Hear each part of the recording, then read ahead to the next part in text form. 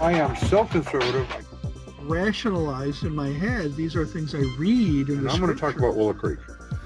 Okay. Willow Creek, a few years back, had invited. Remembered at the time when Will Rogers said, I don't belong to any organized religion. I'm a Baptist. Yeah. I am so conservative. If you didn't jump to conclusions, you might not get any exercise.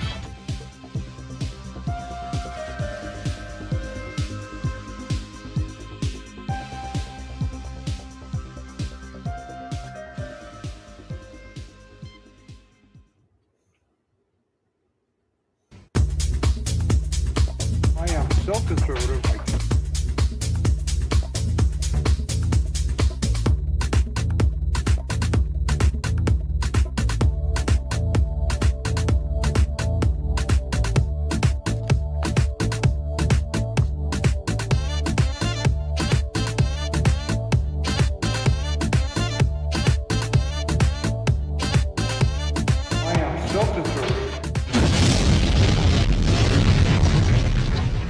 And welcome to the Unknown Webcast. Many are stifling their own free speech out of fear of being canceled. Trigger warnings have become more necessary these days for those who live in fear of hearing, reading, or being otherwise coming into contact with an idea which may expose them to a potentially uncomfortable and challenging thought. This is that trigger warning. This includes being theologically conservative. I want to know and believe what is true, and I'm willing to challenge even my beliefs. So if you were easily offended, this is not a safe space for you. Is that enough trigger warnings, Ron? You have a lot of challenging beliefs, too. A lot of challenging beliefs, exactly. Yeah. Today is April 27, 2021, and this is broadcast number 237. Today, Dr. Corey Miller joins us to talk about engaging critical race theory. My name is Don Vino, and I'm president of Midwest Christian Outreach, Inc. in Wonder Lake, Illinois, which produces the Unknown Webcast.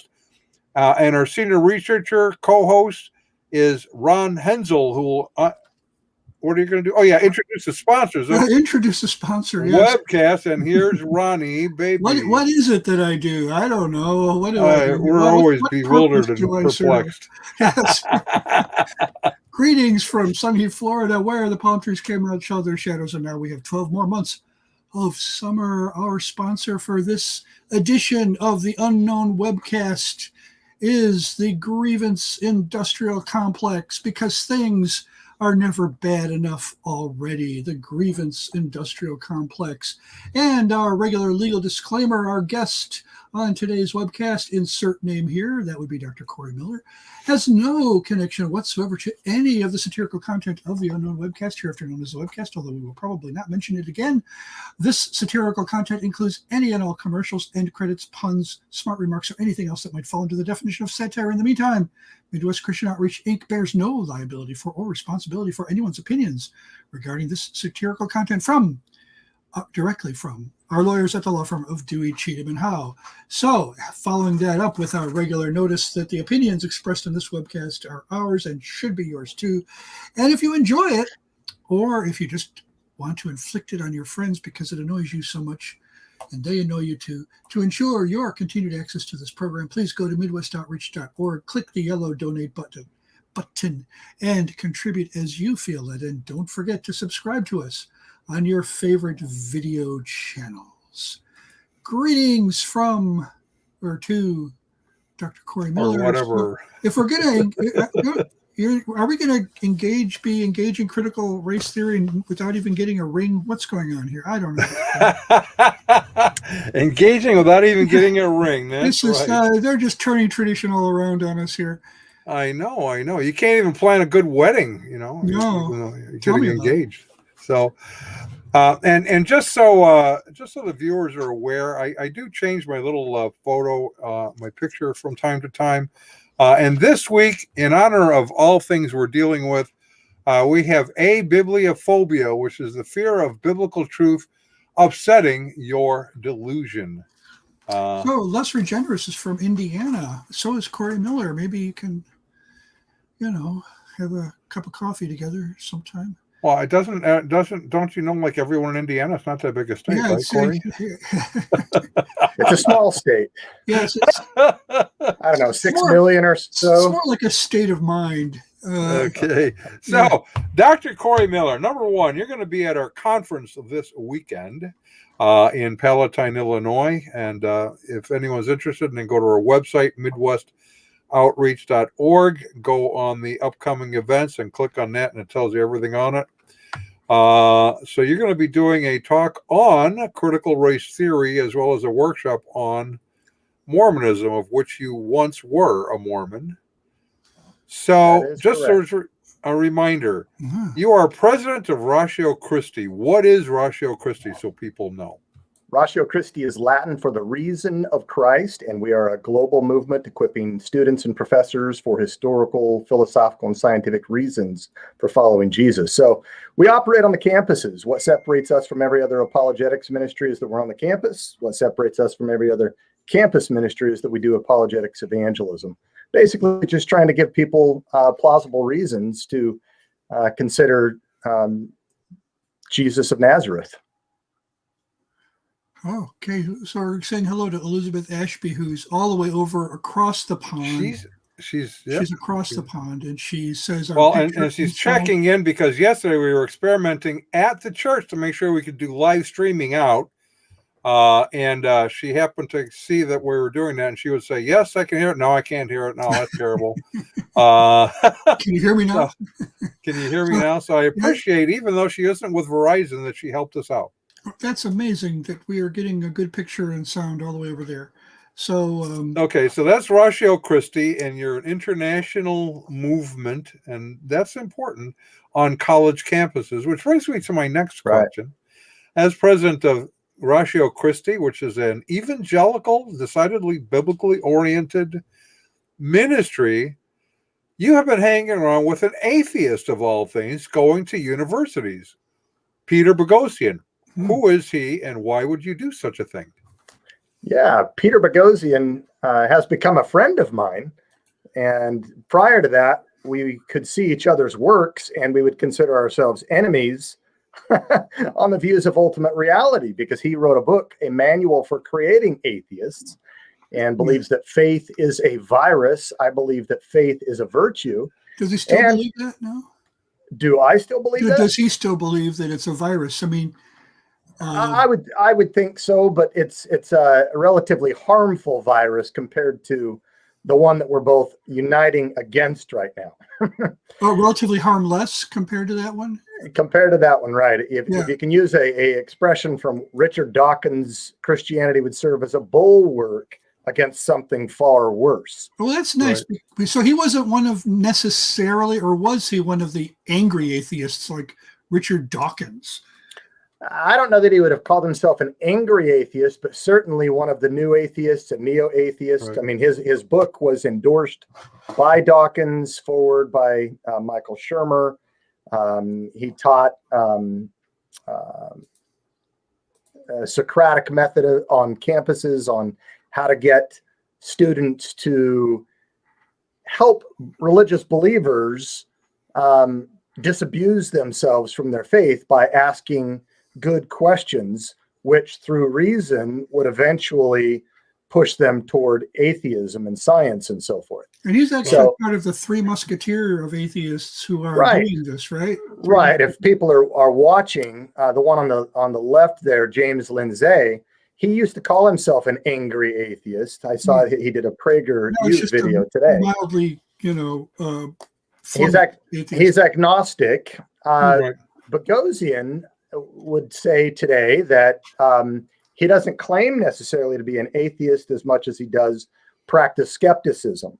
But he's not at war with Christianity. In fact, he would be the first to say that he's found some of his closest allies are among Christians, conservative Christians, fighting against this new poison. Right. And so he invited me to his classroom. He taught a 300 level class on atheism, an atheism seminar. He invited me to give a couple hours on lecture and Q&A to his students on what I thought were some of the best reasons for theism and why religious belief is rational a faith as a virtue and not a virus.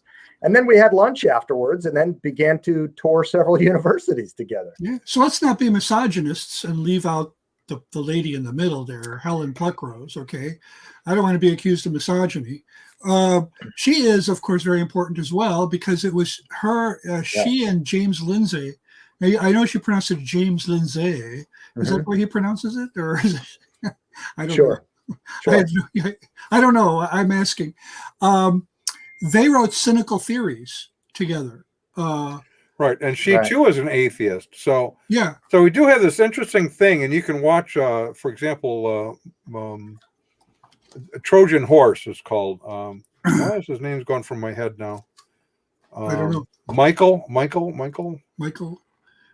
Is that Michael?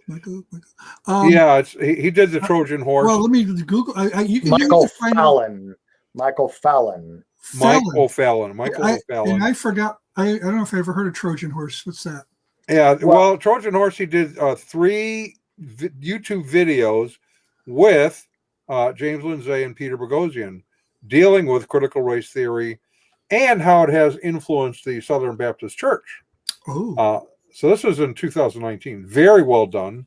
Not short. They're about an hour and a half long, but they're very good. Those clips of that were included in Tom Askell's video, weren't they? Founders Ministries. Sure. Is that right? I was wondering where those came from. So that's where they came from. That's where they came from. Right? Okay. So the point is, you can work with someone who is an atheist, decidedly opposed to, or at least not as friendly toward Christianity as we might like them to be, because they hold truth as an important value. Right. I mean, truth defined as the correspondence theory. Truth corresponds to reality. Truth is that which squares with reality. As Aristotle once said, to say of something that it is true, and to say of what is that it is not is false. And so, they would affirm the classical correspondence theory of truth, not a postmodern rendition where truth is that which my peers will let me get away with. Right. Now, this is interesting, just to pause there, because just a few years ago in the emerging church, the correspondence theory of truth was thrown out the window along with foundationalism and everything else. So is it coming back now, or did it really just never go away in a certain segment of the academy? You have various theories of truth. You have a pragmatic theory, you have a coherence theory, the correspondence theory, not to confuse as CT, what we'll talk about later as CT or CRT. The correspondence theory of truth was the one classically going back, as the earliest Greek philosophers, all the way up until, post-Enlightenment thinking, up until the postmodern era. And so it's not gone away. Some have adopted a new theory with respect to a postmodern milieu. So I guess the one thing about the correspondence theory, though, is truth is that which corresponds to reality. Well, if naturalism is true, that is, if some materialist rendition of atheism is true, it follows that any statement, if it's going to represent reality, must be one that fits with a naturalistic framework. And so its cousin, scientism, perhaps, one that knowledge can be discovered through the 5 senses. So if you can taste it, touch it, smell it, feel it, whatever, those things could be categories of knowledge being something like justified true belief. Yeah. So they would reduce truth down to the physical realm, but at least they believed that truth is real, truth is knowable, truth is objective, not that truth is unreal or unknowable or simply whatever we decide on the football field that day. Yeah. So now the reason you got together with Peter Boghossian was over a particular topic, was critical race theory, that topic? No, not quite critical race theory. There's a lot of people that talk about critical race theory, which is but a subset of the larger theory. The larger theory is called critical theory. You add race in, and you've got one of the subsets. And so another term for it, more popularly expressed, is social justice, or I appreciate that it's now being separated and called critical social justice. Yeah. So that if you see the name critical in front of anything other than critical thinking, which critical theory is not, you know you've got a problem. And so social justice, critical theory, cultural Marxism, neo-Marxism, identity politics, if your listeners or viewers have heard of any of those things, it's like throwing socks on a wall. One of them will stick. Maybe Jell-O. And they're all within the ballpark of what we're talking about. Critical theory is the technical academic term. And Peter Boghossian said his new war, which is Culture War 2.0, is to save civilization, essentially. And that means making alliances with people who are of the classical liberal spirit, whether they be conservative, liberal, socially, whether they be Christian or atheist, along the lines of John Stuart Mill, or even popularly expressed by Voltaire's biography. I may disagree with what you say, but I would defend to the death your right to say it. Right. Those are the people that can come together. We can have a conversation. We can have a debate, but not this new left, this Marxist left, this cultural Marxism or critical theoretical left. There is no discussion there. Debate is hate, or it's simply an expression used to manipulate to further white privilege, white power, male privilege, male power, hetero privilege, hetero power, whatever group you want to talk about. It's all about power dynamics. Maybe we should just claim our white power, our white privilege, and just say, yeah, okay, get out of here. assert it. We're in charge now. I mean, there's a couple of things. It's been zero-sum interesting. game. We did an article not that long ago, Atheists Need God, and demonstrated, I actually wrote about several famous atheists who are now going, well, wait a minute. We kind of do still need Christianity because it helps people to behave better. Dawkins, for example, you mentioned Dawkins, and you sent me a cute little link about the camera in the sky sort of a thing. The divine spy camera theory. The divine spy camera theory. I missed that one. What they did was they put some researchers put I think it was like a cookies and a money jar somewhere in a business, and at one point they put little eyeballs as though they're looking at you when you come up and get the cookies, and then you put money in the money jar.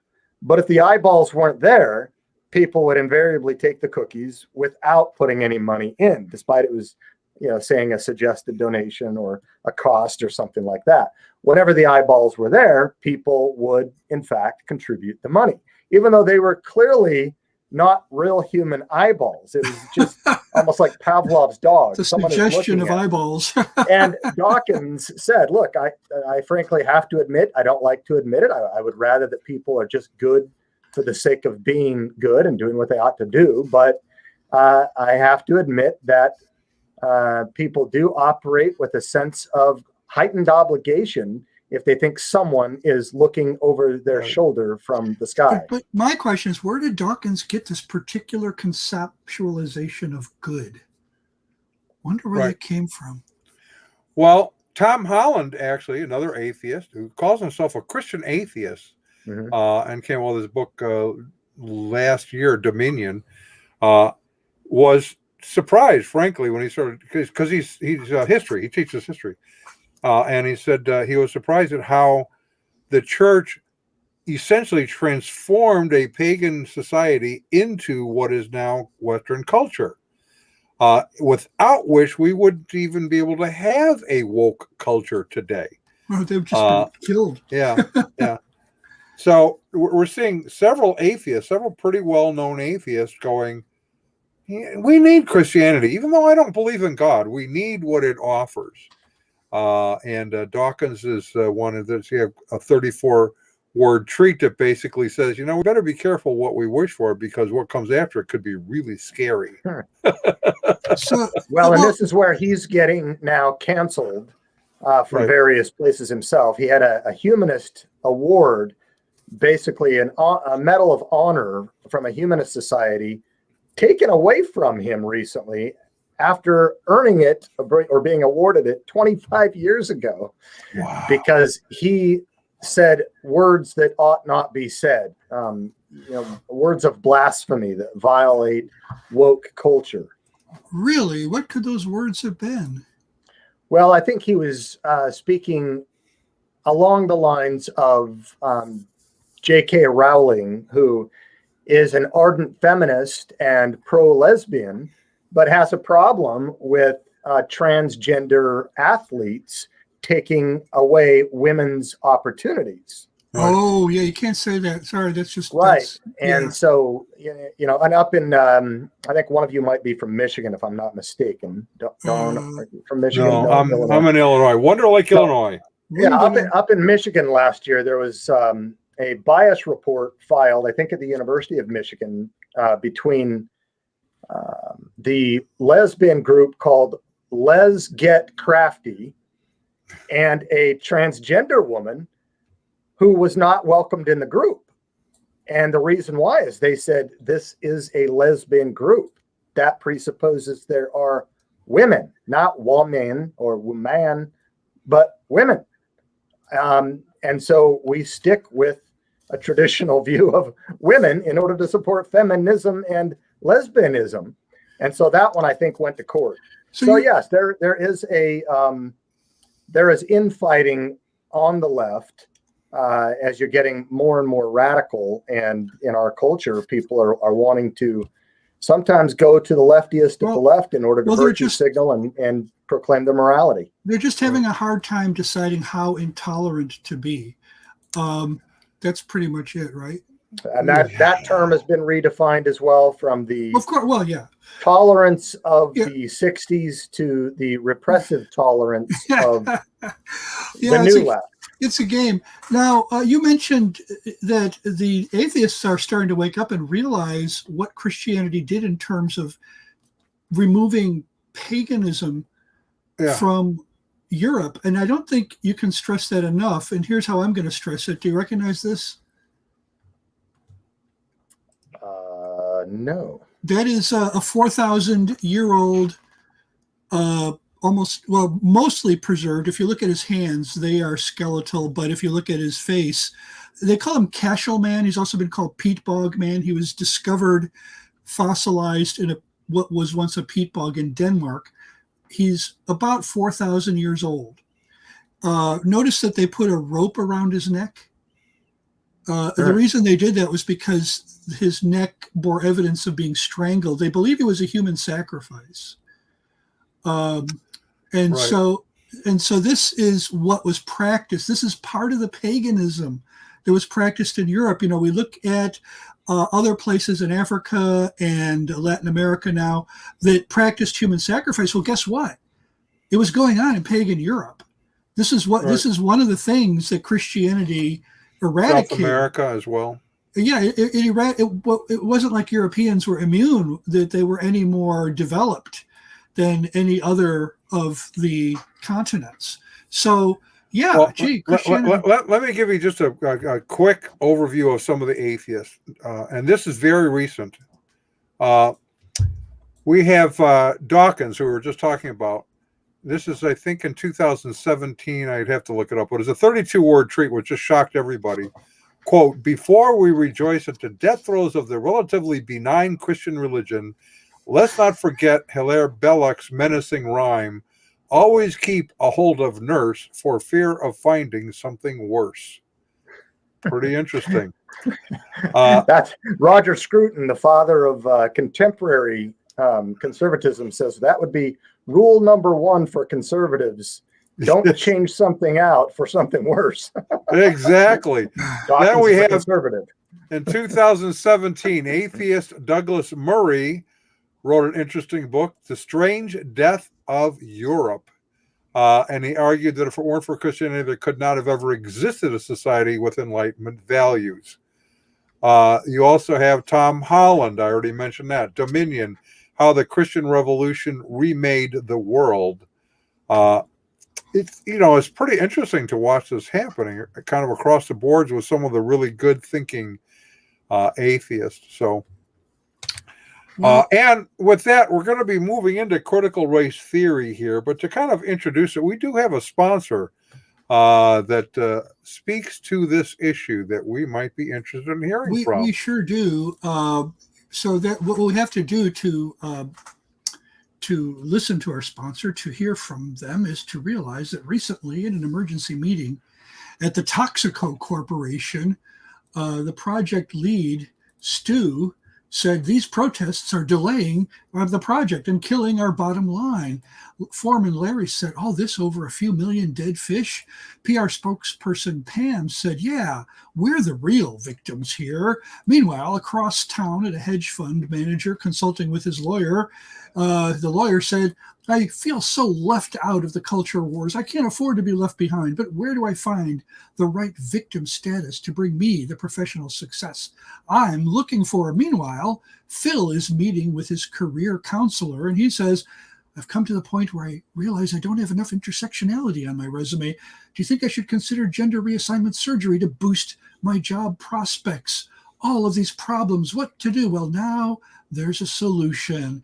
The Grievance Industrial Complex. At the Grievance Industrial Complex, you get the premier manufacturer and recycler of fine grievance products. They provide grievances customized for your political, economic, and social goals. And they work closely with you throughout the design and implementation process to ensure your satisfaction.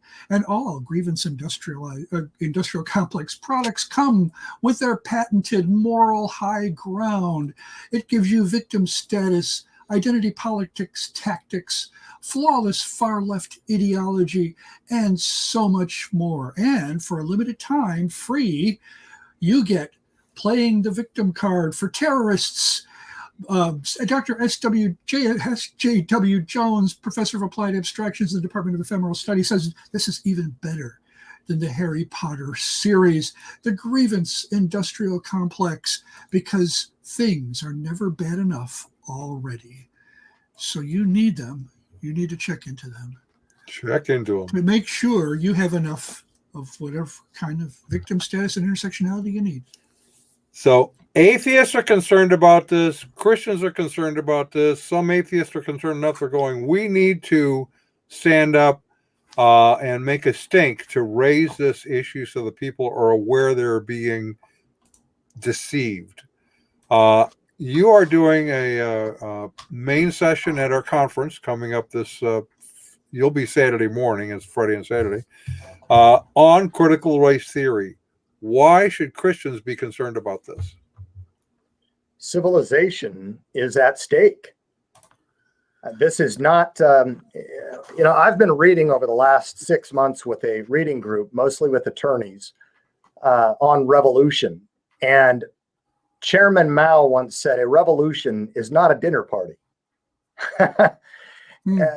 Most of the revolutions that we've seen, from the French Revolution to the Russian Revolution under Lenin and Stalin, to the Chinese Revolution, the Southeastern revolutions that took place, they all ended very, very badly with 100 million deaths. There were two revolutions that you might say were failed revolutions, but that was only because they went dormant.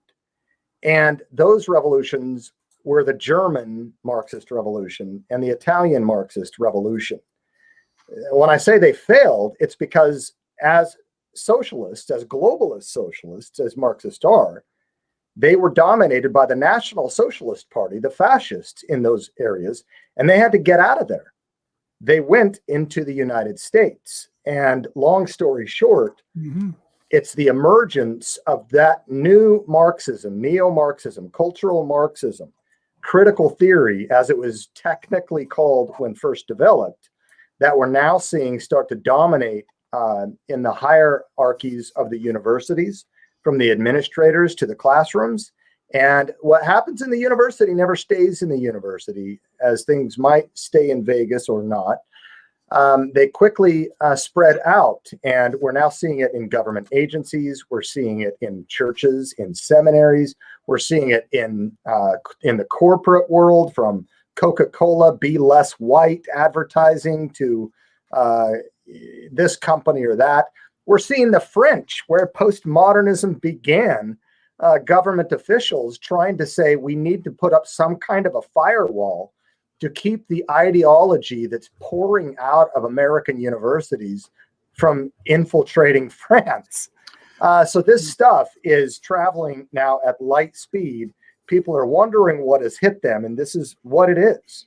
Well, France does have a habit of trying to be resistant to outside cultural and linguistic influences. It goes way back.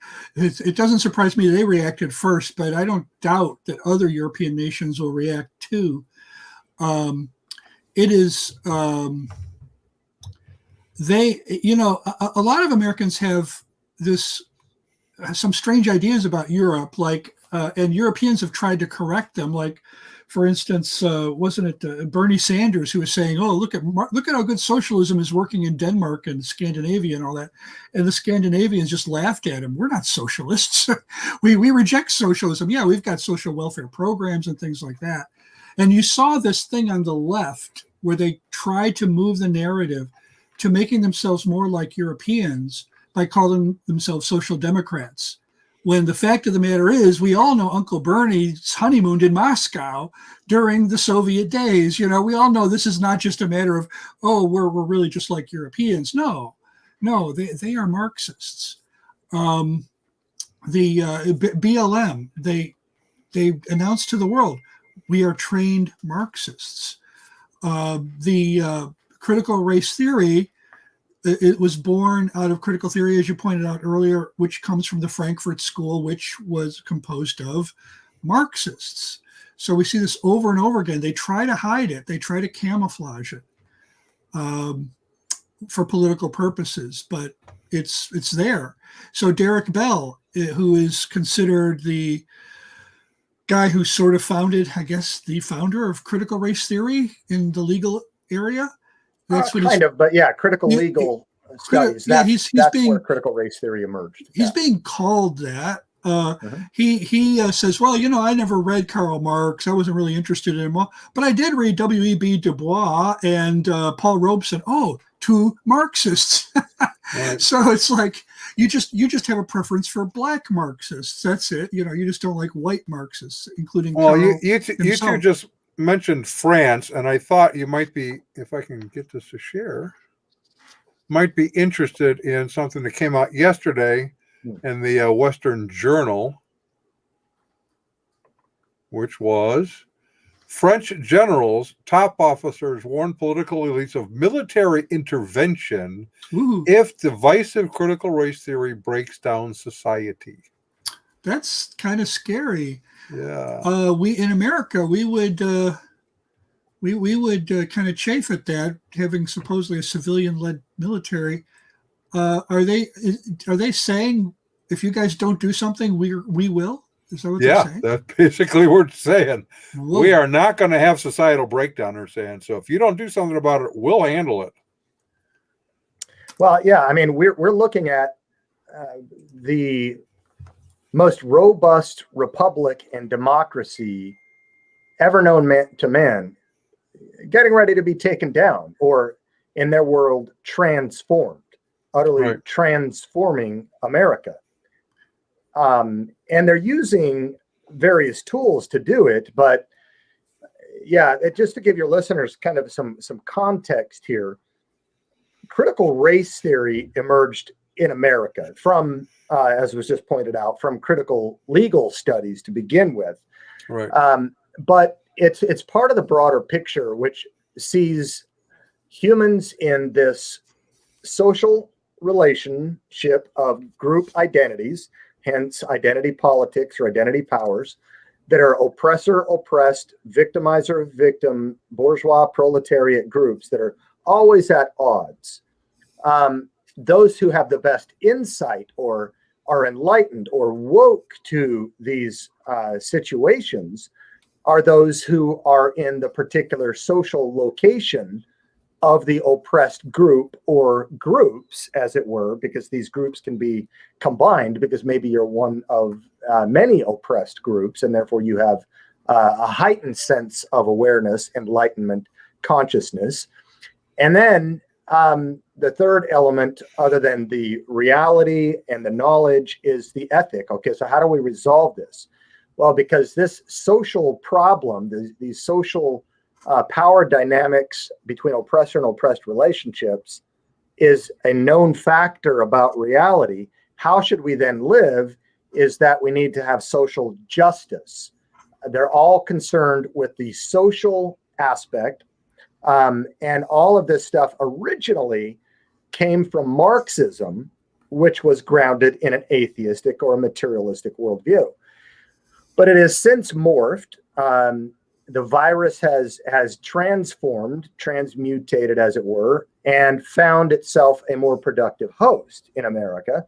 And that is within the American Christian expression in all of its strata. So that you're finding atheists, liberal atheists, that seem to have more sense about what's going on in some respects than some in the Christian world, including pastors, seminarians, academic society members, and your common church folk.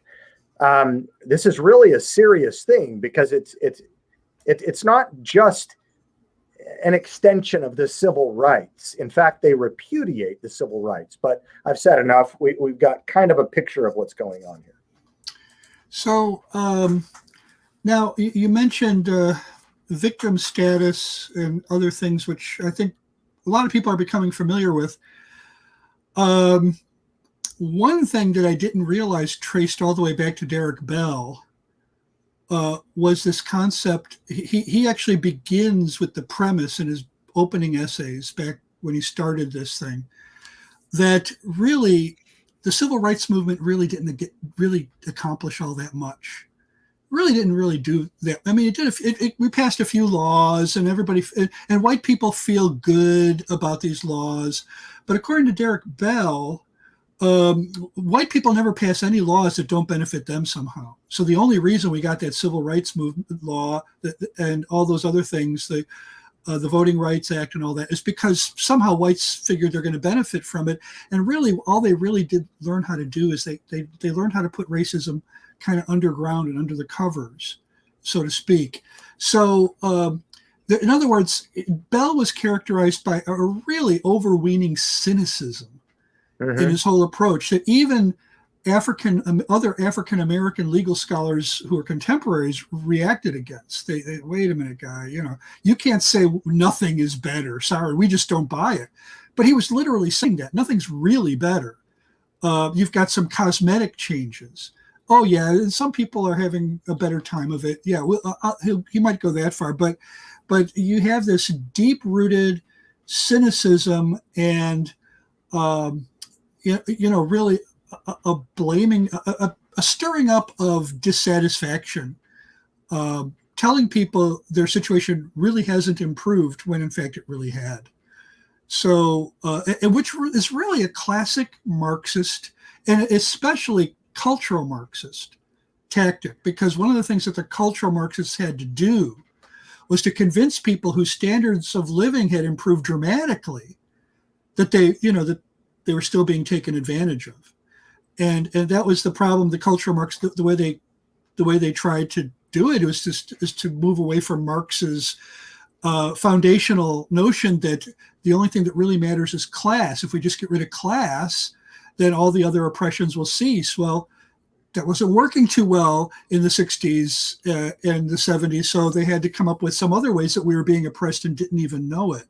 And I had Marxists telling me that, when the Berlin Wall fell, I was working with a Marxist at a liberal seminary, and we would joke with each other, and I'd say, so, how are things going for you now that the Berlin Wall is falling and it looks like the Soviet Union is on the brink of collapse? And he goes, You would be surprised, my friend. You would be surprised. He was from Puerto Rico, by the way. You will be surprised. And I said, oh, really? Okay. So, well, why do you think that? Why do you think that they did this? Why do you think that they're tearing down this wall? And he says, well, it's like probably the CIA. I don't know. He mumbled something. And I said, maybe it was freedom. And he goes, you are not free. You think you are free. You are not free. And now he was right, though. He was right about one thing. I was surprised when cultural Marxism became so dominant. I really didn't know what his colleagues in academia were up to at the time. I don't know if he fully realized it either, but as it says, they said in the movie, the game is afoot. It was afoot. Okay, so let me ask a question back to you, Corey. Everything Ron said is true. And what you've outlined. My question is this: are they creating an assumption, a starting point that is untrue and disregarding other possible explanations for what they think they see happening in society? Well, yeah, I mean, there is some truth to the major tenets of critical theory and critical race theory. There are inequalities or disparities in society, in groups, and by individuals. There always have been. There is a sense in which someone's perspective of lived experience does help illuminate something that might be going on, at least from your perspective. It doesn't mean that it's unfalsifiable or inspired in any way. And that there are some social ills that probably do take government to step in and rectify as a genuine purpose of government. I mean, Martin Luther King himself said, look, I can't, when it comes to legislating morality, I can't make people love me, but I can make people stop lynching me. And that's important also. Yeah. Right. But what has happened here is that you've got these various classes of social groups: race, class, sex, gender, ableism, you name it, that have all come together, all intersected together, as it were. Article on intersectionality by the co-founder, along with Derek Bell, of critical race theory, Kimberly Crenshaw, his student, in mapping the margins, that talked about, this oppression being heightened and seen even better by someone who's got multiple layers of being oppressed, like a Black woman, maybe a Black lesbian woman, like many of the founders are. One of the founders of BLM is that way, right? So what they're doing is they're capitalizing or exploiting some truths mixed with a whole lot of falsehood in that Trojan horse. There's a whole lot of logical fallacies taking place throughout, and people are more apt to hearing anecdotal stories, to hearing lived experiences, to giving into the appeal to pity, and allowing their emotions to drive real sense, real thoughtful reflection on situations. And right. so, let me give a couple examples, just for I'm kind of a lay person, and I say, okay, let's say, for example, and I've talked about this with people with more melanin in their skin than myself, that they realized at a young age that greeting cards, for example, only had white people in them. Mm-hmm. And later on that changed.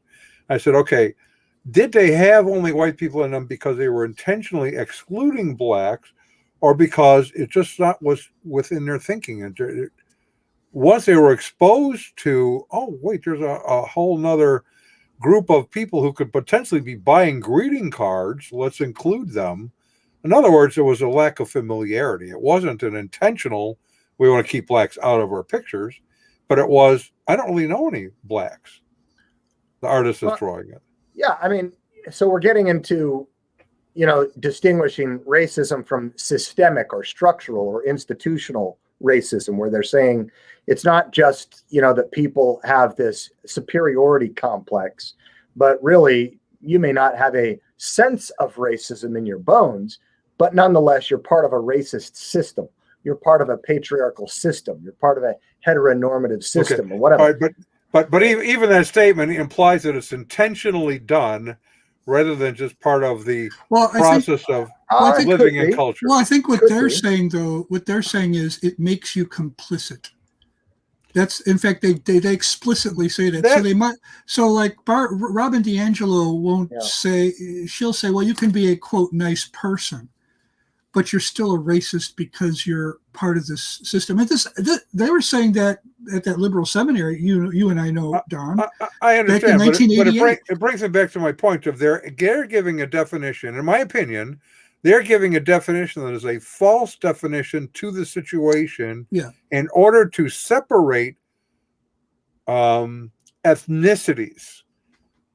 For example, when I go back to, and you and I, Ron, have talked about this on this issue before, even on our webcast, living in the Chicagoland area, it was really cool when I was a teenager to go down into the city and drive through the neighborhoods. And you had an Italian neighborhood, and you had a Polish neighborhood, and you had a Bohemian neighborhood, and you had a Chinese neighborhood. And you had these ethnicities that were living in their communities within neighborhoods of the bigger metropolis called Chicago. And there was a uniting factor they had then that we do not have today. Yes, they were Chinese. Yes, they were Italian. Yes, they were Polish. They were all Americans. Mm-hmm. So the uniting factor was American in spite of where they originated from. And they had, which added, I think, richness to the culture of Chicago, Polish restaurants and Italian restaurants and Chinese restaurants and all sorts, where they brought their ethnicity into commercial endeavors that we could all richly enjoy. Today, you are, I don't know, what's the word, stealing from culture or something like that? Appropriation. Cultural appropriation to do that. It's okay to appropriate from white culture, so that's okay. Yeah. My point is not have people maybe been treated unfairly for a variety of reasons, but is it intentional? When you say systemic, that sounds intentional to me. Well, I mean, some of it is, some of it is not. I mean, some things might inadvertently, unintentionally affect one people group that wasn't intended for such purposes. And if it does legitimately harm them in a certain way, we ought to be open to modifying those things. For example, slavery. That's one example. Or redlining that took place after, the 1860s. The Civil War was long over, and these things continued to happen. There was progress made in the 1960s, some of which was focused in a healthy way. For example, in the 1960s, when blacks would protest, they would hold up signs and march, and the signs read, "I am a man. I am a man." What they meant by that is treat me like everybody else. I'm a man, not against women, but I am a man. Well, Kimberly Crenshaw takes that in her Mapping the Margins to say that's harming women. And then whites harm blacks in the same way. She said we need to focus on I am black. You see, the 1960s was about equal rights. It affirmed individual rights that some might say come out of Enlightenment values, but really come out of Christian thinking that all lives are sacred and we have these inalienable rights, right? But this new push repudiates not only Christianity's primary identity being created in God's image, but also stuff that came out of the civil rights about genuine equality based on our common humanity. They want to put us all into groups that are always in opposition to one another in in critical conflict theory, which comes right out of Marxism. And they want to focus on the blackness, not on the humanity. Mm-hmm. What I'd like to do is address the word systemic, because I think what's going Fine. on here is basically what they call the equivocation fallacy, which means when you slide back and forth between two different definitions of the same word, you really are, it's a way of deceiving people. Mm-hmm. It can be if you're doing it intentionally, or maybe you're deceived, you're not doing it intentionally, maybe you're just fooled. Well, there are two basic dictionary meanings of the word systemic. One is used in medicine, and it refers to affecting the whole body. So if you have a systemic illness, it's one, it might start in one part of your body, but when it becomes systemic, it affects the whole body. So, all kinds of things are breaking down. Then there's the definition that's actually related to, that's more useful in sociology and things like that. And it means fundamental to practice, fundamental to your practice. In other words, foundational. It's something you do as a presupposition for everything else that you do. So what happens, and I've seen this in debates where people will say, well, people will appeal to the evidence of it being systemic by showing how racism affects society. It affects all these different areas. It's difficult to empirically prove that it literally affects all of society. Right. But they think they've given enough evidence from these maybe random areas of society that they're finding these examples in, and then they turn around and use the definition of fundamental to practice. And how do they do that? By coming out and saying systemic racism is by design. You hear that over and over again. So what they've done is, to prove their point, they use one definition, and then to make their point, they use the other. Right. You can't have it both ways. That's right. And part of the way of changing reality, because knowledge, they say, is a social construction of reality, right? My knowledge about identity is a social construction of reality, gender identity, for example. So that it's not necessarily real, it's just socially constructed. We socially construct reality by using language. And so we manipulate perception by use of language. And this is what people have got to be very careful of.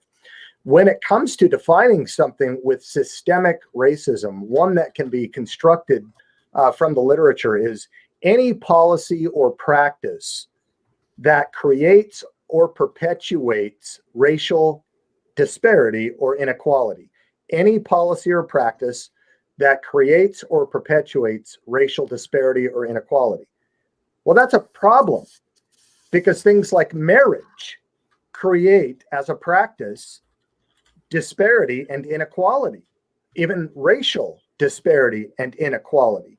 If certain groups get married and other groups do not, we all know that the number one predictor of poverty is fatherlessness. So what explains fatherlessness is one question. But rather than reducing everyone down to the lowest common denominator and now eliminating marriage, a practice that creates or perpetuates inequality, we ought to raise the ante. The other assumption here is that inequality is necessarily bad, right? Inequality entails injustice. Well, in no list of the virtues from Aristotle onward was equality ever listed as one of the virtues. Justice is, but not equality. Just because we have inequalities, that in itself doesn't entail injustice. Well, it became a value, though, during the Enlightenment. And, what you saw in the French Revolution, of course, was the slogan, fraternity or brotherhood, equality, and liberty. Liberty, égalité, fraternité. So you had... Right, where they put those who are not considered equal to the guillotine. Right.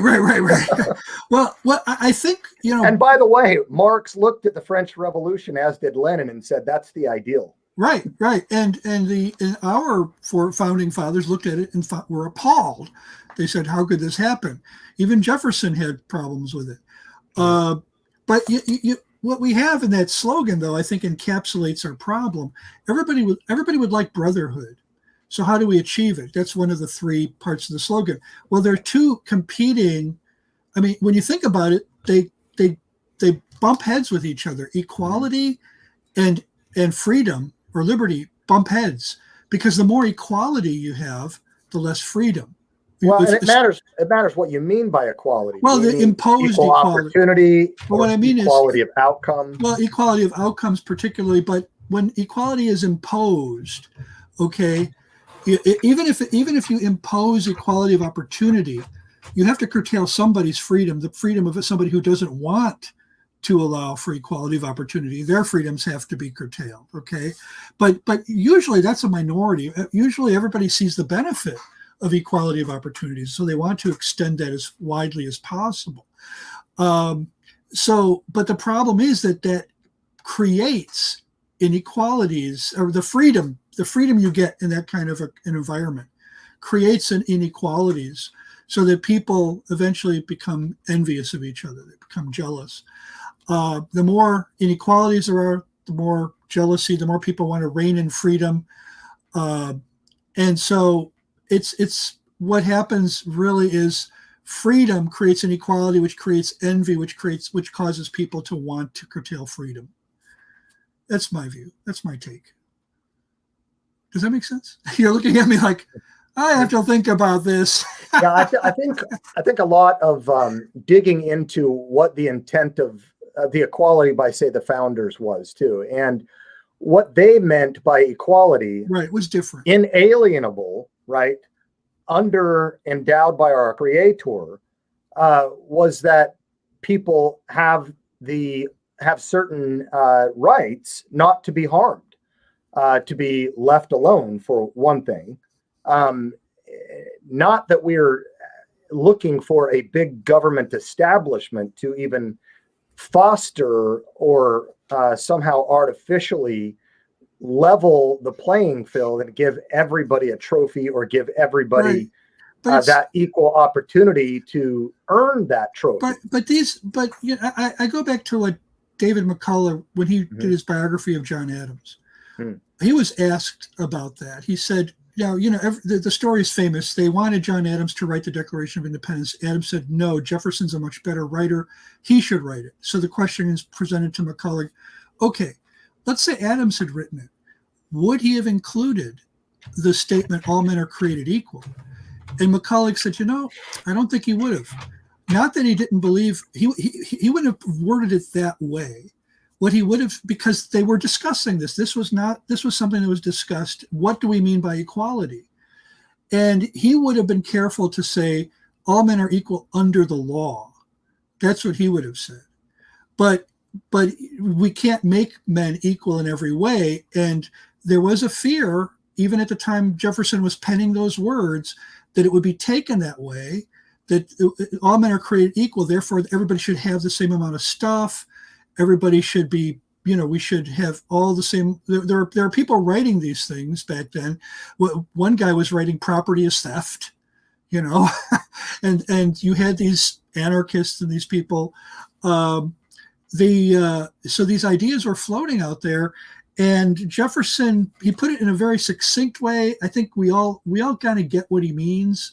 He means equal before God, equal, but not necessarily equal in our possessions. But there were people taking it that way back then, and of course we saw what happened in Europe, and we saw and I think that's why even equal under law is a little bit downstream, because these are inalienable rights. These are not rights that a government can give. They're not rights that you can legislate for or against. Laws ought to legislate what is moral. Morality determines legality, not vice versa, or at least it ought to. And so when you pointed to the idea of equal under God, or laws of nature, right? Natural law, that's where the founders were getting at, is that laws ought to represent some of these natural goods according to human nature. And that's what was going on in the 1960s. I am a man. I am a man. Treat me like everybody else, not treat me as a special interest group or an identity group. Live up to your own creed. If you say all men are created equal. And there was inconsistencies even within the founders. I get that. But there are complications behind why that's the case. But even Jefferson, who owned slaves, he put in the document the subversive words that would eventually topple that whole thing. And again, this is a conversation for another time as to why they owned slaves or how they could continue it. Were they doing anything about it more than just words? And yes, they were. They weren't perfect, but it's more complicated than I think we make out. It's very complicated. Right. I mean, you had anti-slavery. In fact, my heritage is anti-slavery groups. I'm descendant of French Huguenot. They came over from France into Nova Scotia, down through the East Coast. They were some of the protesters in the 1700s in the anti-slavery movement. So it isn't as though nobody was doing anything. It is that even in the origins of our country, people were conflicted on this issue. You had pros and cons. You had some fighting for it, some fighting against it, as is with many things. Yes, we should have equal rights before the law, which means not putting up obstacles to success, but it also is not the guarantee of success. I mean, we have schools, I think it was in Virginia yesterday I saw, who are eliminating advanced math. Why? Because not everyone can keep up with advanced math. Right. And so we take it down to the lowest common denominator. Oh my goodness. Right.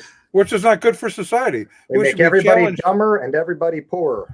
Right. We should be challenged to reach higher. We shouldn't be lower to the lowest common denominator so that nobody is successful. That's just crazy. So, Corey, do you have anything on the back burner or front burner that you're working on to address critical race theory in other words, are you speaking about it? You're coming on webcasts like ours, but is there a project underfoot that you're working on? Well, they have a coming up like this Saturday, you mean? This Saturday, you got that? Is that going to develop into anything written or anything that might be published? Well, we have a booklet right now that is called Engaging Critical Theory in the Social Justice Movement. Can we see that? That is free for download. Oh, right. 30 pages on our website, Engaging Critical Theory in the Social Justice Movement. And the description is in the description box below. The link is there. Down below. And so you go to ratiochristi.org. ratiochristi.org. And look for that book. And all right. Yeah, good. All right. And with that, we are really kind of officially out of time. Officially? Ron especially is out of time. I'm out of a lot of things. I'm out of a lot of things. I was born out of time. I should have been born in a different generation. Oh, man. Thank you for coming, Dr. Miller. This has been great. Thanks, gentlemen. See you guys soon. We'll see you this weekend. Ron, you want to walk us out of here, baby? Why not? Okay, our resident cult leader profiler is Neil before me. Our wardrobe manager is Still. See how it fits you. Our culinary services are provided by Chef Ham and Cheese. Our tinfoil hat provisioner is Just In Case. Our Jehovah's Witnesses coverage comes from Armageddon and D Opposer. Our Mormon Archives manager is Polly Gummas. Our Liberal Denominations Bureau chief is Lucy Goosey. Transgender issues coverage comes from Ben Hur, our special correspondent for cults based on the Hindenburg disaster and flying turkeys. Ode to Humanity, our fact-checking supervisor is Yoleg Pulling. Technical assistance comes through Murky Research. Our legal advisors are at the law firm of Dewey, Cheatham, and Howe. Our grievance resolution director is Giovanna Pisami. Our director of privacy assurance is Wiretapping. And our original idea sourcing comes from Drew Blank. The Unknown Webcast is a production of Midwest Christian Outreach, Inc., in cooperation with Emergency Manicure Productions, both of whom are solely responsible for this content, although you will never be able to prove that in a court of law. Never, never, never. I feel sorry. All right. I pity the fool who tries to do that. The fool. Where is that from? Mr. T is a Christian. I don't know if you Mr. T, that's right. He has the greatest Twitter feed. He talks about Christian themes. It's wonderful. Right. So why don't you two say goodbye to everybody, and then bye to everybody. End broadcast. Bye.